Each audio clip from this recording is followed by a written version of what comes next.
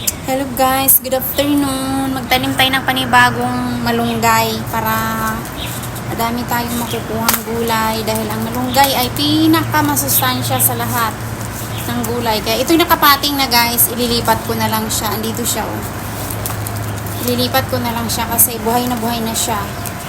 Ilipat ko siya sa malaking lagayan kasi buhay na eh oh. Maliit lang kasi ito.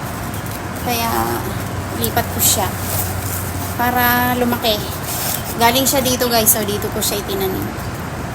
Okay, salamat po sa nanonood. Kailangan po nating magtanim ng maraming gulay, lalo ng malunggay.